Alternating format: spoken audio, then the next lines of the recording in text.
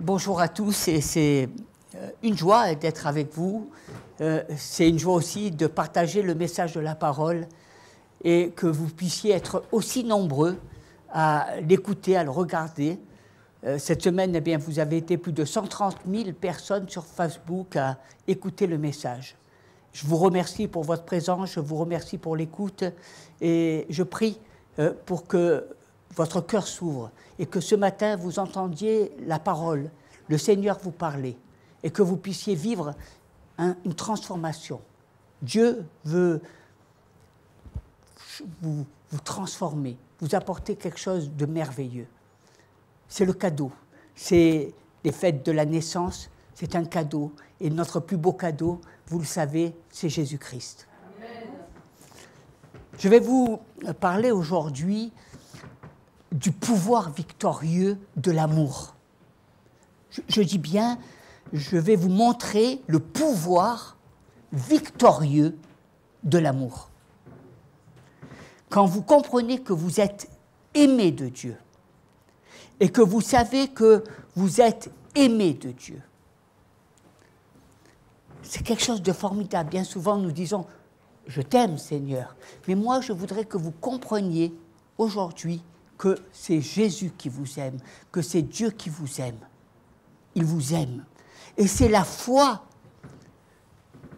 en combien Dieu nous aime qui nous donne d'avoir la victoire. C'est cette foi que nous avons dans l'amour que Dieu nous aime, eh bien, que nous avons la victoire de Jésus. Ce n'est pas autant eh bien, de dire, comme les gens disent, eh bien, vous savez, j'aime Dieu par la foi. Non. Non, c'est avoir la foi en l'amour de Dieu pour vous. J'ai la foi que Dieu m'aime. J'ai la foi que je suis le bien-aimé de Dieu. Et cela va m'ouvrir énormément de portes. Cela va eh bien, changer ma vie. Dans le livre des Romains, au chapitre 8, versets 31 et 32, nous allons regarder au pouvoir victorieux de l'amour. Il est dit, Romains chapitre 8, versets 31 et 32, « Que dirons-nous donc à l'égard de ces choses?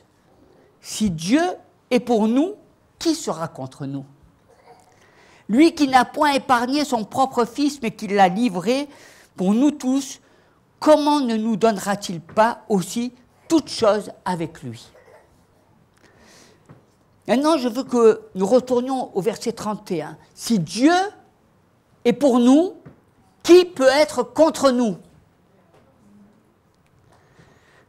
Je sais qu'il y a dans cette phrase un point d'interrogation. Mais je voudrais ce matin supprimer ce point d'interrogation et ne pas le recevoir comme une question, parce qu'il n'y a pas de question, parce que la réponse, elle est toute acquise. Je sais que Dieu est pour moi. Et je voudrais que ce matin, bien, vous puissiez le dire à haute voix, Dieu est pour moi. Est-ce que Dieu est pour toi? Amen. Dieu est pour moi. Répétez, dites-le. Dieu est pour moi. Amen. Il est pour toi. Et je le redis encore, Dieu est pour moi. Ce n'est pas une question. Je me demande plus si Dieu est pour moi parce que je sais que Dieu est pour moi. Et dites-le encore, j'aime vous entendre dire, Dieu est pour moi. Alléluia. Dieu est pour moi. Dans l'Ancien Testament, il y avait des moments où Dieu était contre son peuple, parce qu'il ne respectait pas la loi. Et on sait que le salaire du péché, c'est la mort. Mais ce que Jésus a fait à la croix a mis Dieu à jamais de notre côté. C'est quelque chose qui est acquis. Dieu est pour nous pour toujours. La victoire, elle a été acquise par Jésus. Ce que l'Ancien Testament, on ne pouvait pas vivre, eh bien, avec Jésus, on sait que dans toutes les circonstances, dans toutes les situations, eh bien, Dieu est pour moi. Amen. Et si Dieu est pour moi, qui peut être contre moi? En éliminant la question « Dieu est pour nous », on peut affirmer que rien ne peut être contre nous. C'est incroyable. Vous voyez le changement? Vous savez que Dieu est pour vous. Vous savez que Dieu vous aime. Alors, si Dieu est avec vous, eh bien, à ce moment-là, les problèmes de chômage, de travail, eh bien, ils ont la solution parce que Dieu est pour vous et qu'il vous ouvrira une porte de travail. Vous savez que si Dieu est pour vous, eh bien, qu'il va vous guérir parce que son désir, c'est que vous soyez en bonne santé. Dieu est pour vous. Hein. Et donc, eh bien, la maladie ne peut pas être contre vous. Parce que Dieu est avec nous.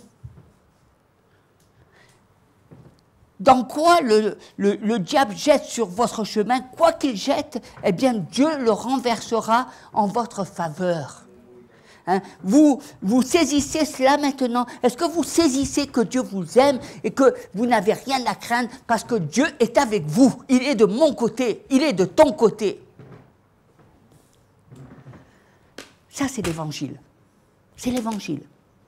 Ça, c'est la parole, c'est l'évangile. C'est pas, nous ne sommes pas dans l'Ancien Testament, nous ne sommes pas dans la loi, nous ne sommes pas dans la condamnation, nous ne sommes pas, eh bien, parce que la grâce, la faveur imméritée. Dieu ne regarde pas nos défauts, Dieu ne regarde pas votre caractère, mais Dieu, eh bien, vous aime. Et Dieu vous aime plus que vous pourrez l'aimer. Il vous aime. C'est important de le savoir. Alors, écoutez bien ceci. Quand Dieu est pour nous, ce qui semble être une pierre d'achoppement, eh bien Dieu la transforme en un tremplin qui nous donne d'aller de l'avant. Il faut que vous compreniez que les temps de récession, les temps difficiles, eh bien, vont devenir des temps où vous allez grandir, où vous allez progresser. C'est pour ça que dans ces temps difficiles que nous vivons, ne regardez pas à ces circonstances, mais regardez eh bien, à la croissance, au progrès que vous allez faire. Moi, je bénis le Seigneur parce que pendant ces temps-là, eh bien, beaucoup de gens se sont approchés de Dieu. Beaucoup de gens ont grandi spirituellement. Ça a été un tremplin. Parce qu'ils ont mis leur confiance dans le Seigneur. Ils se sont appuyés sur Dieu. Face eh bien, à la maladie, face à l'épidémie, ils ont pas regardé aux difficultés, n'ont pas regardé à ce que cela procurait comme effet. Ils se sont accrochés. Et ils ont dit, si tu es avec moi, eh bien, tu vas me guérir. Amen. Et le Seigneur est fidèle. Il vous aime. C'est une réalité. Je dis ça parce qu'on ne le réalise pas, parce que les chrétiens, souvent, sont dans un nuage, ils disent des phrases, on dirait qu'ils disent des phrases pour parler. Mais moi, je ne veux pas que vous parliez pour parler, ça ne veut rien dire. Je veux que vous ouvriez votre cœur et que vous réalisiez à quel point Dieu vous aime. Il vous aime profondément. Hein? Et il est de votre côté, votre dette, votre péché, vos erreurs, votre caractère, eh bien, tout ça a été payé à la croix. Et Dieu, eh bien, il vous aime tout le temps. Tout le temps. Tout le temps. Et le Seigneur est toujours avec vous. Et ce qui est formidable, c'est que dans les difficultés, eh bien, on grandit. Dans les difficultés, on s'appuie sur le Seigneur. Et on sait qu'il est fidèle au rendez-vous. Et sachez que si vous rencontrez des difficultés, que dans votre vie, si vous rencontrez aujourd'hui des difficultés pour obtenir des papiers, pour avoir des droits, eh bien sachez que Dieu est avec vous. Il est avec vous. Et si Dieu est avec vous, personne ne peut être contre vous. Personne. Et Dieu est toujours pour nous. Il n'est jamais contre nous. À cause du sang de Jésus, il n'est jamais contre nous. Peu importe les circonstances, je sais que Dieu est toujours pour nous et il n'est jamais contre nous. Alléluia. Hein? Et maintenant, regardons à nouveau le verset 32. Dans le livre des Romains, au chapitre 8. Lui qui n'a point épargné son propre fils, Dieu qui n'a point épargné son propre fils, mais qui l'a livré pour nous tous. Comment ne nous donnera-t-il pas aussi toutes choses avec lui? Hein? Lui, qui n'a point épargné son propre fils. Incroyable. Il y a une profondeur à saisir à ce sujet. Dieu qui a donné son Fils pour nous, qui ne l'a pas épargné, qui n'a pas épargné le châtiment. Vous avez un père, ça veut protéger, mais il n'a pas épargné. Pour nous, par amour. Par amour. Et j'aimerais que nous regardions à une situation similaire. Dans le livre de la Genèse, au chapitre 22 et verset 2, il nous est parlé d'Abraham. Et vous connaissez, eh bien, Dieu a dit à Abraham, prends ton fils, ton unique, celui que tu aimes, Isaac, va-t'en au pays de Morija, et là, offre-le en holocauste sur l'une des montagnes que je te dirai. Puis, Dieu dit au verset 2, prends maintenant ton fils unique. Dieu parle de son fils unique, Jésus. Et voici, eh bien, il dit à Abraham, prends ton fils unique, Isaac. Moi j'aime parce qu'il dit, celui que tu aimes. Celui que tu aimes. À plus forte raison, combien nous savons que Dieu aimait son propre fils unique, Jésus.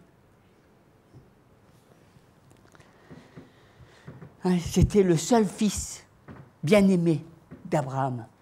Et c'était le seul fils bien-aimé de Dieu. Et maintenant, on regarde le verset 12 et 13 du livre de la Genèse. Toujours dans le chapitre 22, l'ange dit « N'avance pas ta main sur l'enfant et ne lui fais rien, car je sais maintenant que tu crains Dieu et que tu ne m'as pas refusé ton fils, ton unique. » Dieu, dans son amour, n'a pas voulu que Abraham, il a mis Abraham dans une situation où il voulait savoir s'il était vraiment attaché, s'il était vraiment attaché à Dieu, si Dieu était important. Parce que bien souvent, nous aimons d'autres choses. Bien souvent, nous pouvons être attachés plus à nos enfants, plus attachés à nos épouses, plus attachés aux choses de ce monde. Mais Dieu veut connaître l'amour d'Abraham. Et quand Abraham, manifeste la crainte de Dieu, alors, l'ange de l'Éternel, Dieu lui dit, non, ça suffit, j'ai vu que tu m'aimais, j'ai vu, à quel point tu avais la crainte de Dieu. J'ai vu que ce qui se passait dans ton cœur. J'ai vu ta résolution, j'ai vu. Vous savez, nous, on voit, nous, on dit, si je caricature, j'aime Dieu, et puis il va me bénir, et puis on vient une fois le dimanche à l'église, et puis on parle de bénédiction, mais Dieu regarde le cœur, ton cœur. Il voit ton cœur, il voit tout ce qui se passe avant, tout ce que tu mets devant lui, alors qu'il veut être à la première place. Et quand il a vu, la crainte d'Abraham, il a dit non, c'est pas ton fils, regarde. Et il lui a montré, il a dit, n'avance pas ta main, n'avance pas. Et Abraham leva les yeux et vit derrière lui un bélier retenu dans un buisson par les cornes. Et Abraham alla prendre le bélier et l'offrit en holocauste à la place de son fils. Ainsi Dieu voulait voir si Abraham abandonnerait celui qu'il aimait. Et c'est des questions que Dieu nous pose, c'est des questions que nous sommes face. C'est une histoire d'amour. Ce n'est pas une histoire de lettre, de connaître la parole, non, c'est une histoire d'amour. Notre relation avec Dieu est une histoire d'amour avant tout. Et Dieu nous aime. Et je veux que vous le réalisiez ce matin. Il ne voit pas tes défauts, il ne voit pas tes incapacités, il ne voit pas ce que les autres voient, il t'aime.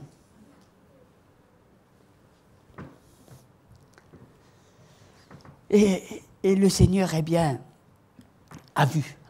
Et il a dit, et Dieu voulait voir si Abraham abandonnerait celui qu'il aimait. Et puis dans le livre des Romains, au chapitre 8, verset 32, on voit, il n'y avait personne pour empêcher Dieu d'abandonner son Fils. On voit bien que Dieu aurait pu agir, que les anges auraient pu venir au secours de notre Seigneur. On voit bien que c'était son Fils unique. De la même manière que Abraham a apporté sur l'autel son Fils, Dieu lui-même a apporté son Fils en sacrifice. Il n'avait qu'un mot à dire. Qu'un mot. Mais il n'a point épargné son propre Fils pour nous, pour toi, par amour. Il n'a pas épargné. Et le Seigneur a été à la croix. Je veux que vous compreniez combien Dieu vous aime. Lui qui a tout pouvoir. Lui qui peut tout, lui qui sait tout, lui aurait pu épargner son propre Fils, comme il a manifesté sa miséricorde à Abraham en lui disant « Non, ne lève pas la main sur cet enfant ». Il n'a pas épargné son propre Fils par amour pour nous, alors qu'il n'avait qu'un mot à dire. Et les anges, auraient été là. Quel amour! Quel amour! Quel amour qu'il a pour toi. Est-ce que vous croyez que vous auriez fait cette chose-là pour quelqu'un que vous ne connaissez pas? Est-ce que vous aurez agi de cette même manière pour quelqu'un qui ne le mérite pas? Et pourtant, le Seigneur a fait cela pour vous. Et c'est quelque chose de merveilleux parce que ça me donne de comprendre combien Dieu m'aime et combien j'ai de l'importance aux yeux de Dieu. Tu as de l'importance aux yeux de Dieu. Ne te diminue pas, ne te complexe pas, parce que tu as de l'importance à ses yeux. Je vous rappelle, au chapitre 8 du livre des Romains, verset 32, « Lui qui n'a point épargné son propre Fils, mais qui l'a livré pour nous tous, comment ne nous donnera-t-il pas aussi toutes choses avec lui ?» Toutes choses avec la personne de Jésus. Vous voyez, lorsque vous recevez Jésus, vous avez reçu gratuitement toutes choses. Et Jésus, il vous a donné toutes choses, tout. Jésus, il est votre provision. Jésus, il est ma patience. Jésus, il est ma sagesse. Jésus, il est mon tout. Et nous pouvons louer notre Dieu. Il est notre tout. Sur lui, je m'appuie. Sur lui, je me confie. Parce que je sais qu'il m'aime. Quand vous avez, quelqu'un qui vous aime, vous avez envie de vous approcher de lui. Et le Seigneur entend votre voix. Vos soupirs, même inexprimables, Dieu le sait. Nous, c'est difficile parce qu'on a besoin que vous vous exprimiez, on a besoin que vous sortiez tout ce que vous ressentez au-dedans de vous. Mais Dieu, lui, vous n'avez même pas besoin de vous exprimer, qui sait déjà ce que vous ressentez dans votre cœur. Quel amour, quelle patience, quelle sagesse. Et cela nous montre combien nous sommes les bien-aimés de Dieu. Cela signifie que vous êtes celui que Dieu aime et que Dieu veut que vous vous sentiez aimé. Des fois, j'ai du mal à comprendre parce qu'il y a des gens qui se sentent seuls, ils vivent avec la solitude. Des fois, il y a des gens qui disent « je vis mal ma vie, mon mari est décédé, je me retrouve toute seule » ou des situations. La solitude est un poids qui pèse beaucoup pour les gens. Mais quand ça montre quelque chose, ça montre que vous ne réalisez pas combien Dieu vous aime. Ça montre que beaucoup de fois, on dit des choses, mais qu'on ne le réalise pas. Dieu est réel. Et si vous réalisez que Dieu vous aime, vous avez un cœur qui est comblé parce que Dieu, vous avez une relation. Quand vous êtes mariés, vous n'êtes pas des étrangers. Vous parlez à votre mari, vous parlez à votre femme. Vous savez que votre mari vous aime. Vous savez que l'épouse est là et entend vos voix. Il y a une harmonie. À plus forte raison, Dieu. Parce que lui, Dieu, il va eh bien, dans des choses insondables. Des fois, vous ne dites pas certaines choses à votre épouse ou à votre époux parce que vous ne voulez pas faire de la peine, parce que vous ne voulez pas apporter quelque chose de difficile à porter. Alors, vous préférez l'apporter à Dieu.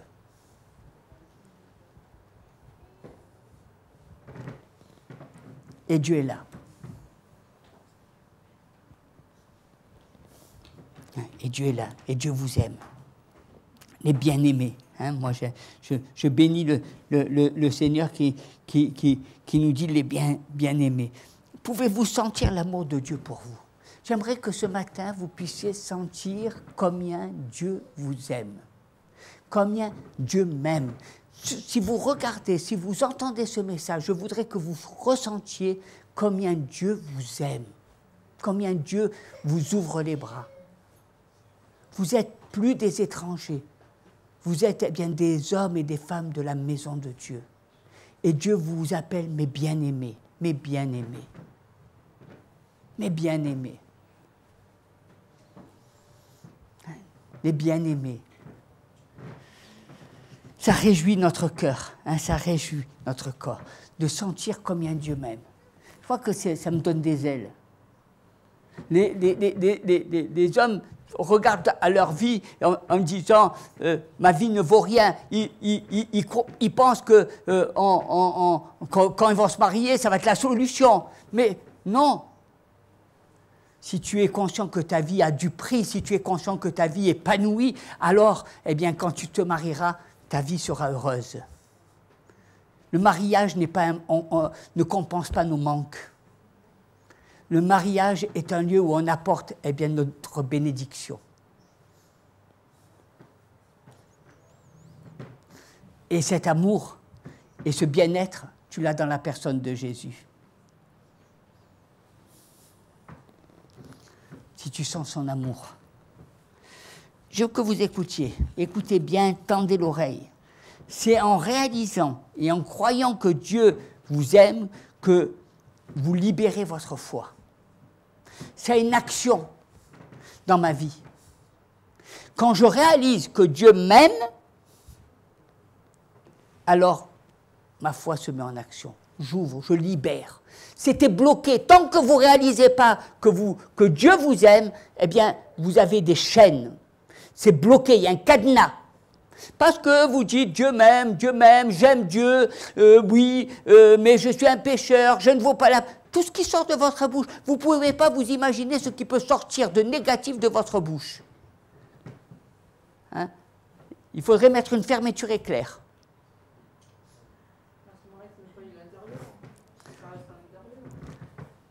Dieu entend, mais le diable entend votre voix. Et quand il entend votre voix, il connaît votre point faible. Hein, il sait comment vous attaquer. Vous savez, c'est nous qui donnons les armes au diable par notre propre bouche. Par ce que nous disons de notre propre bouche.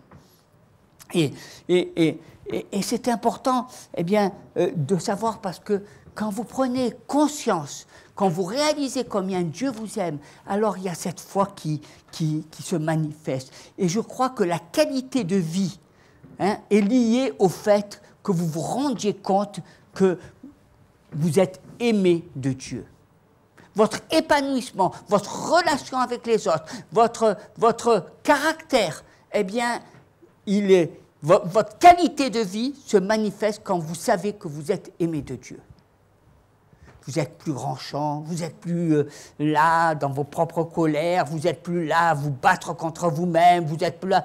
Quel temps perdu! Combien de temps vous êtes là en train de rassasier, de combattre des choses, au lieu de chercher à ressembler à celui que vous aimez, au lieu de vous sentir, eh bien, de savoir que Dieu est avec vous.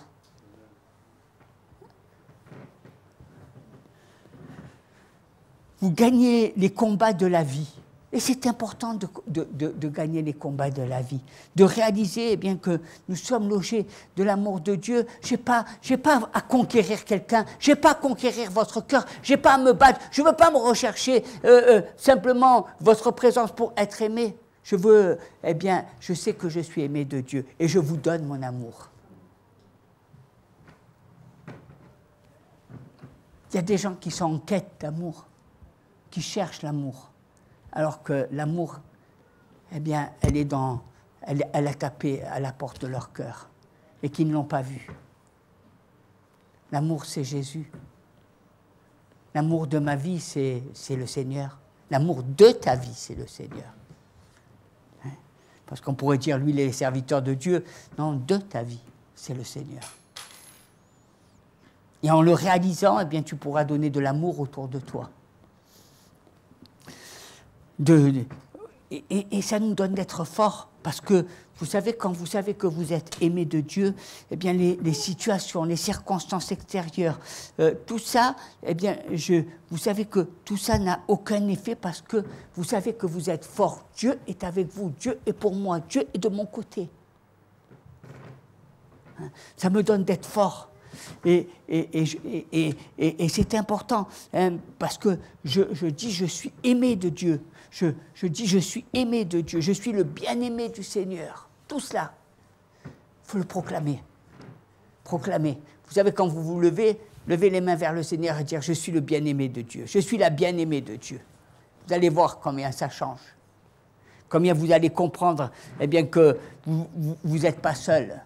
Hein, vous n'allez pas dire ouais, en ce moment la situation elle est stable, un jour ça va, un jour ça ne va pas. Ça c'est les choses du monde.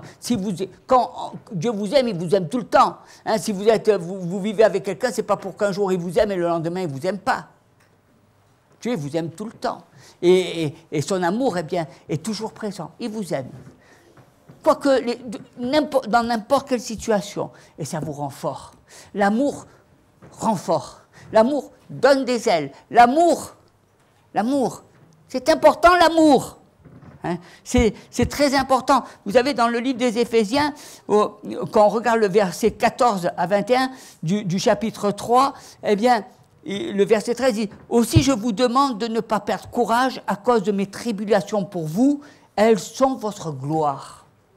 Je vous demande, mes bien-aimés, de ne pas perdre courage. » À cause de mes tribulations. Nous savons qu'il y a à avoir des tribulations. Nous savons qu'il y a des tribulations dans ce monde. On ne peut pas dire qu'on vit dans un monde parfait. On ne peut pas dire qu'on vit dans un monde où rien ne se passe. Il y a des tribulations. Mais je bénis le Seigneur parce qu'il nous est dit, elles seront votre gloire. Hein? Et à cause de cela, je fléchis le genou devant le Père, duquel tire son nom toute famille dans les cieux et sur la terre, afin qu'il vous donne, selon la richesse de sa gloire, d'être puissamment fortifié par son esprit dans l'homme intérieur, en sorte que Christ habite dans vos cœurs par la foi. Hein? Je m'arrête un instant, hein, par la foi. Christ habite dans nos cœurs par la foi. C'est une folie pour l'homme, hein, mais pour ceux qui croient en Jésus, qui est le Fils de Dieu, le Seigneur, je crois que Dieu m'aime par la foi. Il habite en moi par la foi. Et je continue le verset 17. Afin qu'étant enraciné et fondé dans l'amour, vous voyez, vous puissiez comprendre avec tous les saints quelle est la largeur, la longueur, la profondeur et la hauteur, et connaître l'amour de Christ qui surpasse toute connaissance, en sorte que vous soyez remplis jusqu'à toute la plénitude de Dieu. Hein, vous remarquez, qu'est-ce qu'il est dit au verset 19 ? Vous savez comment on peut être rempli de la plénitude de Dieu ? Est-ce que vous savez comment vous êtes rempli de la plénitude de Dieu ? Hein, comment, eh bien, on peut être... Parce qu'on connaître l'amour de Christ. Quand je sais que Dieu m'aime, quand je connais l'amour de Dieu pour moi, alors je suis rempli de l'amour de Dieu, de la plénitude de Dieu. C'est incroyable, c'est incroyable. Vous voyez les pouvoirs que ça nous donne, simplement d'être convaincu, de réaliser que Dieu m'aime. Une fois, je discutais avec quelqu'un et qui était chrétien et qui me disait, mais oui, tu sais, Dieu m'aime, Dieu m'aime, Dieu m'aime. Les gens, ils passent, mais en faisant comme ça, ils se reposent et bien souvent, ils désobéissent à la parole de Dieu, etc. Mais je me demandais si cette personne, elle a vraiment réalisé que Dieu l'aimait. Parce que quand on réalise que Dieu nous aime, alors on est rempli de Dieu. On est rempli parce qu'on veut manifester notre amour, parce que quand on connaît l'amour de Dieu pour nous, eh bien on est rempli de la plénitude de Dieu. On n'a pas besoin de faire des efforts. La parole, ce n'est pas une morale. Vous savez qu'est-ce que dit dans la première épître aux Corinthiens, au chapitre 13, verset 1, la Bible dit « Quand je parlerai les langues des hommes et des anges, quand je serai baptisé de l'Esprit Saint, si je n'ai pas l'amour, je suis un airain qui résonne ou une cymbale qui retentit. Sans amour, je suis rien. » Et vous pourrez lire tout le chapitre premier du livre des Corinthiens, vous verrez que ça ne fonctionne pas. Tous les dons, tout ce que Dieu vous donne, ça ne fonctionne pas correctement, eh bien, tant que vous ne réalisez pas que vous n'avez pas compris à quel point Dieu vous aime. Et c'est important. Vous savez, c'est comme une voiture. Elle ne peut rouler que si vous lui mettez du carburant. Hein, si vous lui mettez mais notre carburant, c'est l'amour. Notre énergie, c'est l'amour. Et je réalise que Dieu m'aime et que j'arrête de fuir, vous savez, cet amour. Parce que bien souvent, nous fuyons l'amour de Dieu. Bien souvent, on dit non, mais ce n'est pas pour moi. Ne fuyez pas l'amour de Dieu. Réalisez. La fuite, eh bien, c'est ne pas... Je sais que j'ai des défauts. Je sais que je suis comme ça. Je sais que même des fois, je fais des erreurs. Mais je sais que Dieu m'aime. J'en suis convaincu. Et le fait de réaliser ces choses-là, bien, va vous donner de sortir. Ça va vous donner de sortir de tous vos défauts. Ça va vous donner de vivre vraiment cette transformation. Par amour. On ne fait que les choses par amour. Je mets un point d'interrogation sur la truc. Bien sûr que j'ai mes devoirs. Hein. Je fais une parenthèse. Ma vie chrétienne, elle est faite de devoirs, de joie. Je ne vais pas à l'église, des fois je n'ai pas envie, je viens à l'église. Parce que je veux être présent. Vous allez au travail, même si vous n'en avez pas envie. Et Dieu vous demande d'aller au travail et d'être une bénédiction pour votre employeur. Et je ne vais pas me dire que je vais écouter mon cœur si aujourd'hui j'en ai envie ou si je n'ai pas envie demain. En toutes circonstances, hein, j'aime Dieu. Parce que sinon, je ne ferai jamais un progrès. Les disciples, je ne les ai jamais entendus dire « Oh non, non, Seigneur, aujourd'hui, on ne va pas faire 20 km à pied, je suis fatigué, je vais rester à la maison. » Donc, je ferme la parenthèse. Parce que de temps en temps, il faut faire des petites parenthèses. Hein. Mais vous voyez, l'énergie, c'est l'amour. Hein. Et cet amour, et plus je réalise, et plus je me nourris de l'amour de Dieu qu'il a pour moi, et plus ma vie devient facile. Ce qui signifie que j'ai plus de difficultés. Parce que je sais que Dieu m'aime, alors je vais à l'église avec joie. Parce que je sais que Dieu m'aime, alors je fais mon travail avec joie. Parce que je sais que Dieu m'aime, eh bien je peux bénir une personne à l'extérieur. Parce que je sais que Dieu m'aime, eh bien moi aussi je peux pardonner à celui qui m'a offensé. Parce que je sais que Dieu m'aime. Hein? Et ça me donne... C'est facile.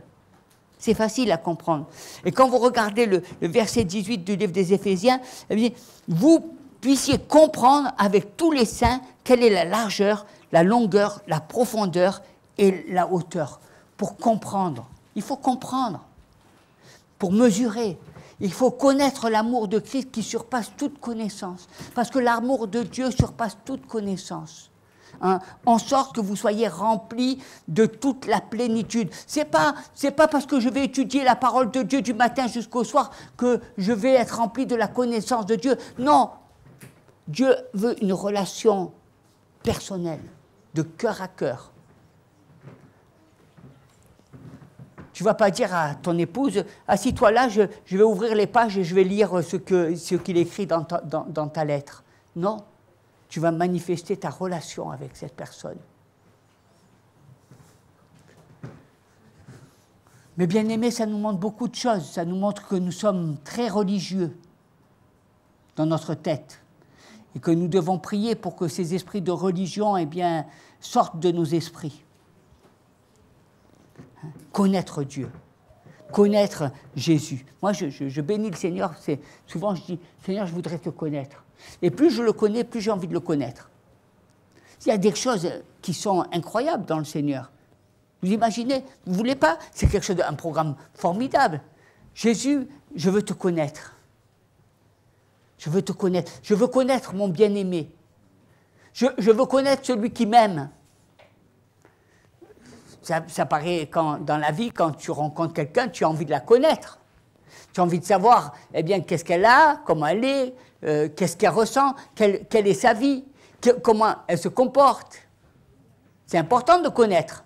Parce que sinon, ben, c'est pour ça qu'il y a tous ces temps, eh bien, dans le mariage, de préparation, de connaissance. Il faut connaître l'autre. Parce que sinon, eh bien, il y a beaucoup de couples, et on voit, eh bien, il y a beaucoup de couples qui vont dans le divorce parce qu'ils ne se connaissent pas. Et après, eh bien, ils tombent dans la désillusion. Il faut apprendre à se connaître. Et c'est important de connaître le Seigneur et de connaître son amour et d'être rempli de l'amour. Parce que l'amour, eh bien, c'est quelque chose qui se partage. Et Dieu partage notre amour. Est-ce que tu veux être rempli de l'amour de Dieu? Est-ce que tu veux être rempli de l'amour de Jésus?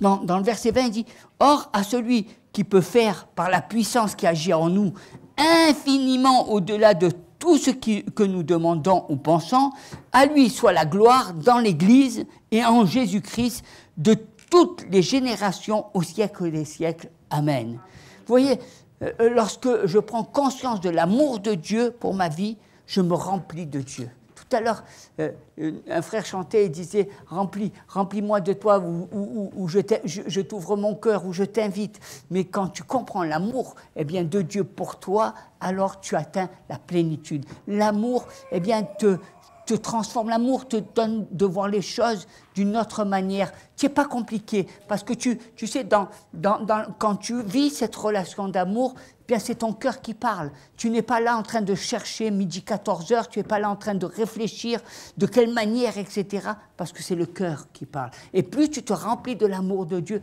et plus tu es rempli, tu atteins la plénitude. Et c'est facile.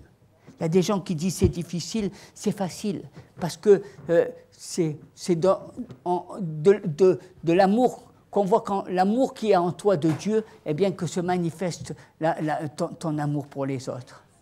Si tu es rempli de Dieu, de l'amour, tu seras rempli d'amour pour les autres.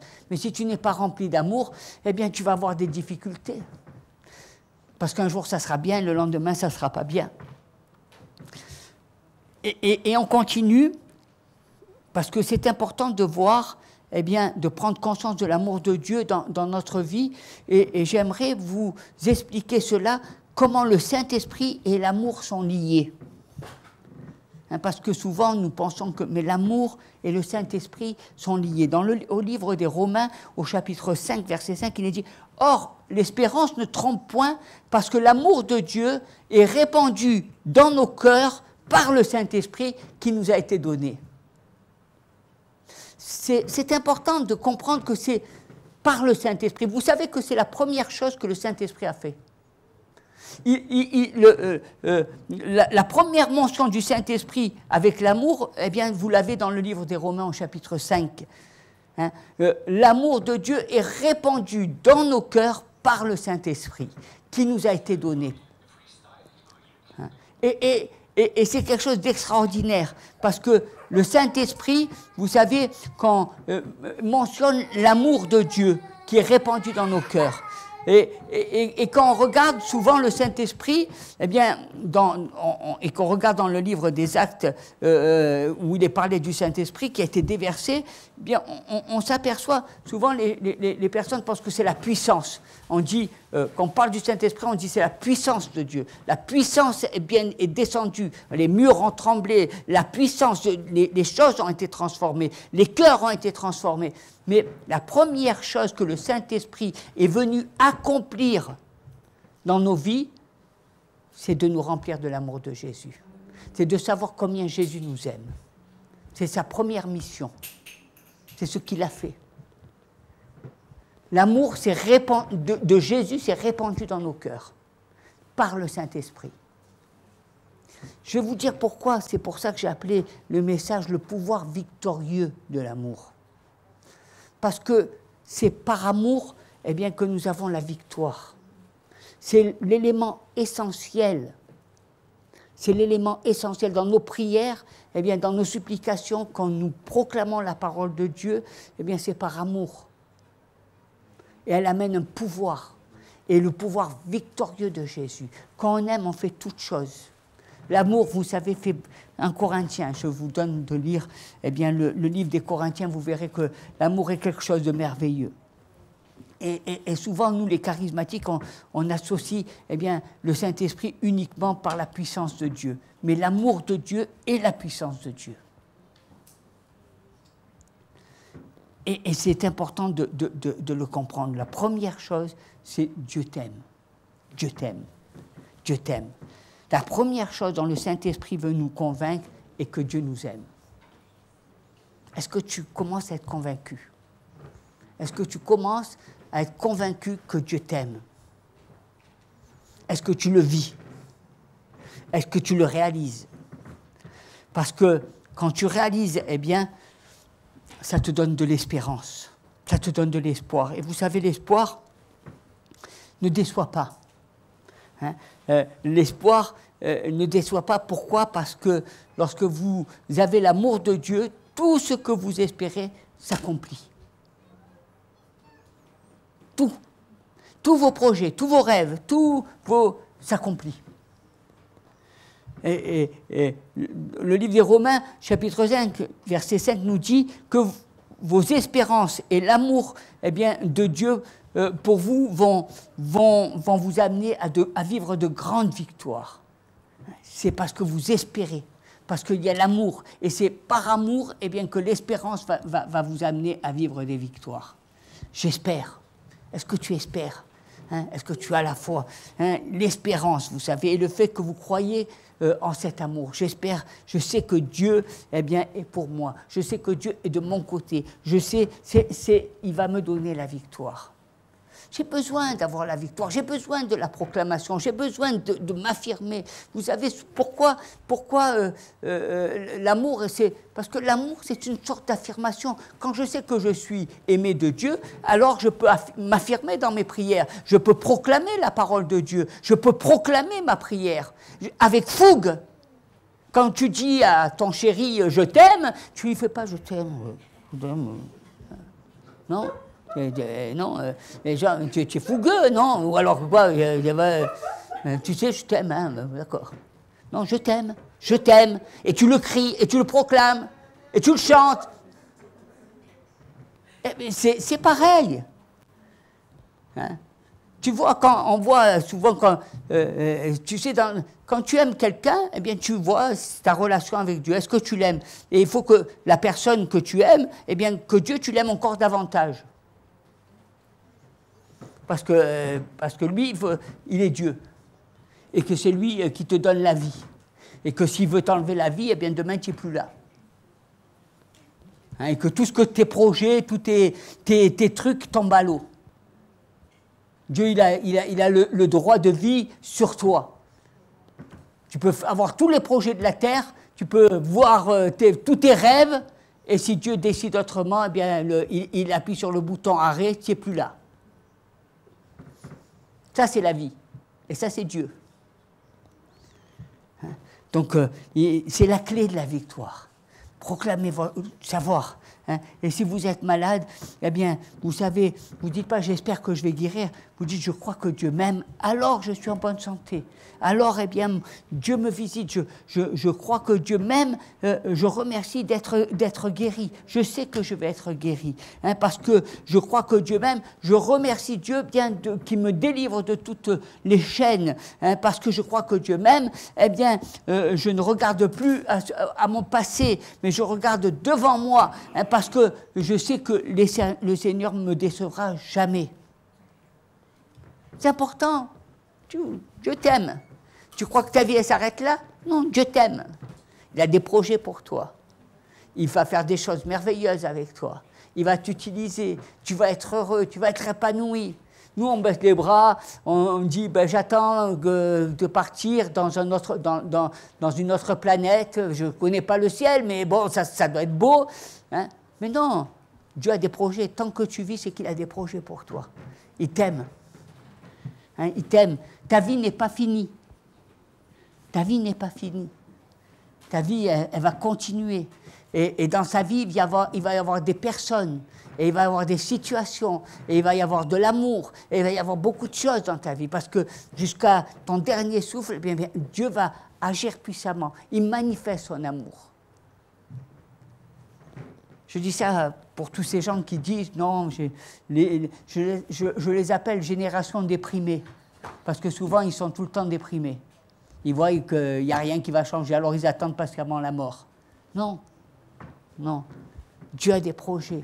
Dieu est avec toi. Dieu va te bénir. Dieu va te combler. D'abord, il veut que tu sois bien pour apporter de la joie autour de toi. Hein, il veut que tu sois épanoui pour que tu donnes du bonheur. Dieu ne comble pas. C'est ça le grand problème, c'est que nous, on essaie de combler. On essaie toujours de faire des recettes bizarres. Hein, mais Dieu ne comble rien. Dieu il restaure ton âme. Dieu, il t'amène à vivre cette transformation. Alléluia. Parce que tu sais qu'il t'aime. Parce que tu sais que c'est lui qui nous aime. Et vous voyez, tout ce que fait le diable est de détruire le sentiment que Dieu t'aime. C'est comme ça qu'il combat les chrétiens. C'est comme ça qu'il vous combat. Il veut te montrer que Dieu ne t'aime pas. Si vous regardez au diable et si vous regardez aux attaques du malin, bien, sa seule façon de faire, toutes ces attaques, tous ces problèmes que vous vivez, eh bien, c'est pour vous détacher de Dieu, pour vous dire « non, tu ne mérites pas, mais non, Dieu ne t'aime pas, mais non, tu ne vois pas, regarde, tu as fait ça, mais Dieu n'a pas les regards sur toi. » Il veut te séparer de Dieu. Il veut eh bien, que tu penses que tu ne le mérites pas. Mais c'est ce qu'il recherche. Et il veut vous amener au point où vous allez vous dire « mais non, je suis quelconque, je suis nul, je ne fais pas grand-chose. » Non, Dieu t'aime. Et quand tu es résolu et quand tu sais que tu aimes, eh bien, le diable, il ne peut plus rien faire. Tu lui coupes, il ne peut plus rien faire. Vous savez, quand tu dis « mais moi, tu as beau me parler, tu as beau me dire, mais moi, je sais que Dieu m'aime. » Quand quelqu'un vient vous voir et qui vous dit, tu sais, mon frère, ma soeur, il faudrait que tu fasses comme ça, il faudrait que tu fasses comme ça, vous connaissez l'histoire de Job, et peut-être que tu as fait ça de tordu. Non, moi, je sais que Dieu m'aime. Et le diable ne peut avoir il ne peut rien faire contre moi parce que je sais que Dieu m'aime. Si vous êtes convaincu que Dieu vous aime, personne ne peut vous attaquer. Il n'y a pas de mauvaise puissance, il n'y a pas de mauvais esprit, il n'y a pas ceci. Dieu vous aime. Le diable, il s'en va. Hein? Le diable, il s'en va. Les mauvais esprits s'en vont. Parce que vous savez que vous êtes aimé de Dieu.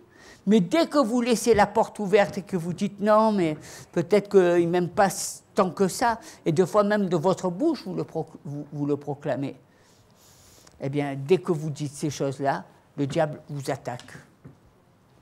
Hein, parce que vous avez donné une prise à l'ennemi.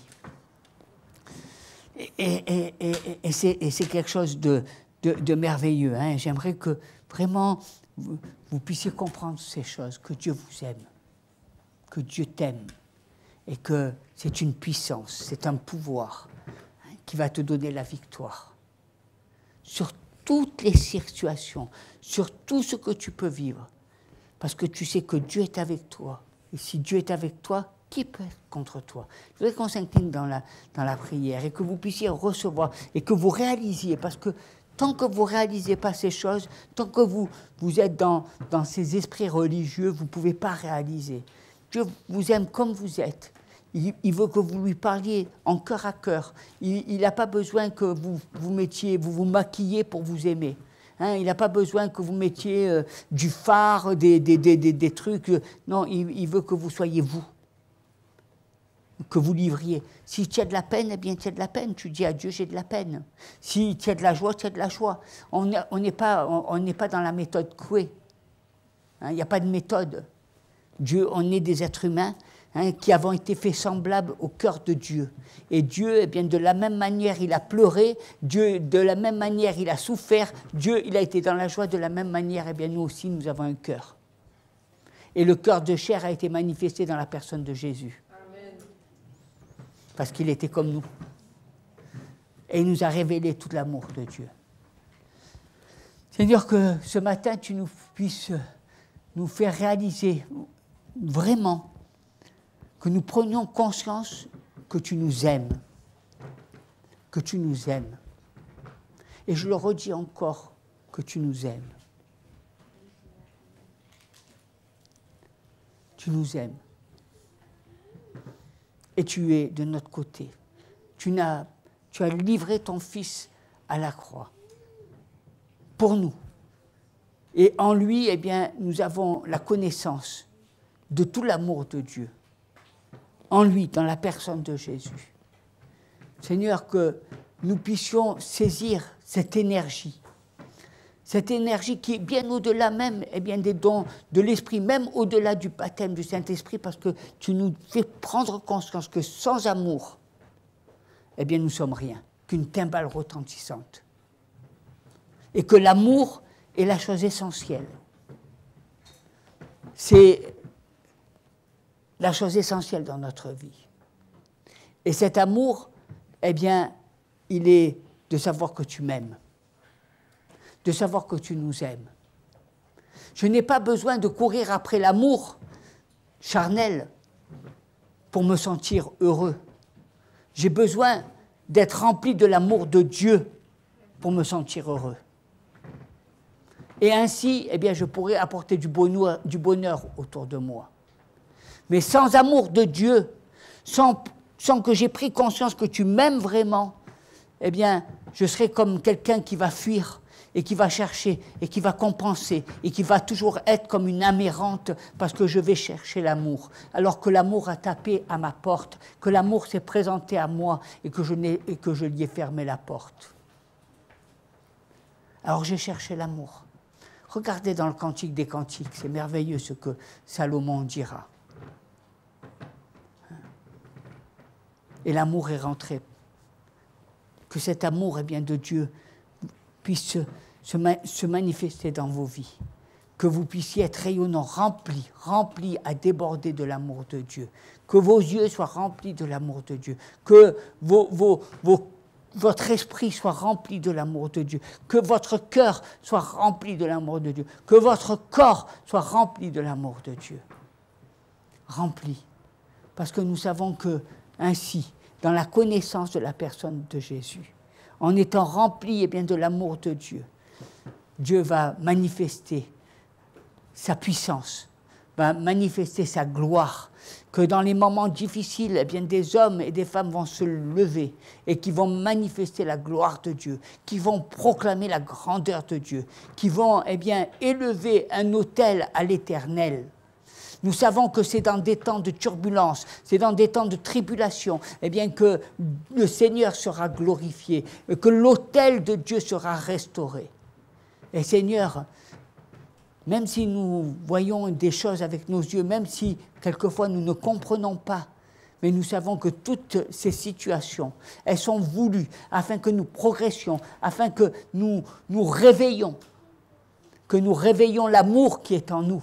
Parce que Seigneur, dans le livre des Cantiques, tu dis réveille cet amour. Réveille l'amour qui est dans mon cœur. Réveille, que l'amour soit réveillé. Et je veux que l'amour de Jésus soit réveillé dans vos cœurs. Je veux que l'amour de Jésus, eh bien, se manifeste. Je veux que vous sentiez combien Dieu vous aime, combien vous êtes précieux aux yeux de Dieu, combien il a donné, eh bien, tout son amour afin d'être avec vous. Dans toutes les situations, il est à vos côtés pour vous donner la victoire. Pour vous donner la victoire. Saisissez cet amour et vous verrez que votre vie va changer. Vous verrez que vous allez être réveillés. Je peux pas servir, je ne peux pas me mettre au service de Dieu si mon amour n'est pas réveillé, si mon amour est endormi. Mes frères, mes sœurs, mes bien-aimés dans le Seigneur, ne laissez pas l'amour dormir. Mais Jésus tape à la porte de votre cœur pour vous dire que le Dieu de gloire veut faire son entrée, que le Dieu Tout-Puissant, celui qui vous aime, eh bien, veut faire son entrée et vous dire, je viens maintenant manger avec toi ce soir. Ce soir, je vais faire le repas avec toi. Ça sera le plus beau des réveillons. Peut-être que tu dis, en ce moment, ça va être difficile, les fêtes, etc. Mais ce soir, sache que dans ces soirées, le Seigneur est avec toi. Et c'est celui qui est à ta table. Et c'est celui qui mange à tes côtés. Et c'est celui qui réjouit ton cœur.